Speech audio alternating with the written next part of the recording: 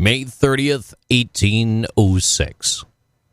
Andrew Jackson dueled with famed marksman Charles Dickinson, killing him after Dickinson insulted Jackson in a variety of ways, including Jackson's wife of a bigamist. This latter point was a very sore spot for Jackson, as his wife really had married him while she was still married to her former husband. Dickinson's father-in-law and Jackson were both horse breeders and rivals of one another at a time.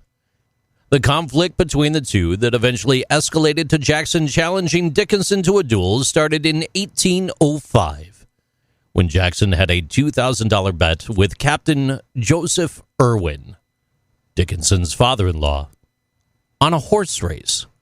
Irwin lost and was forced to pay Jackson $800, though there was a disagreement between the two about which notes Jackson would be paid with. Later, Dickinson overheard a second-hand account of things, and Jackson supposedly said about Irwin over the matter and became angry at Jackson about it and fought with the person that was telling the story at the time, who happened to be a friend of Jackson.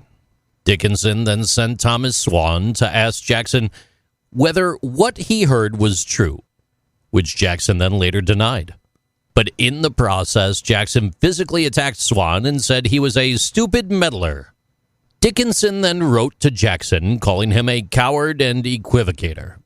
This escalated to the point where the two were sending a series of insults back and forth, including publishing some of the National Review, such as the last one, which was the final straw.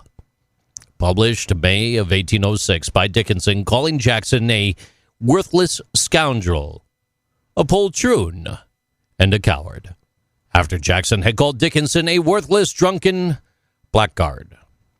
Despite the fact that Dickinson was known to be one of the best marksmen in all of Tennessee, and dueling was illegal in that state, Jackson challenged Dickinson to a duel by sending him a note.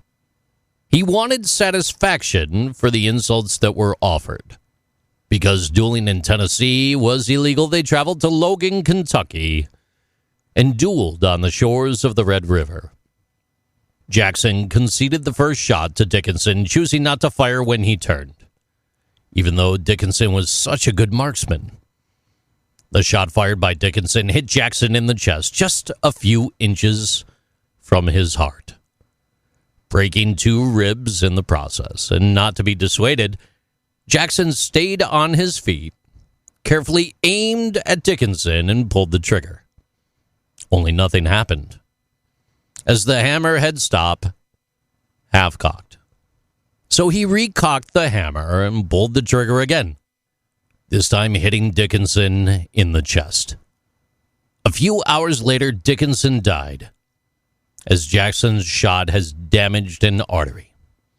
He was only 26 years old, leaving his wife a widow, all over a silly he said, she said type of argument pertaining to her father's honor.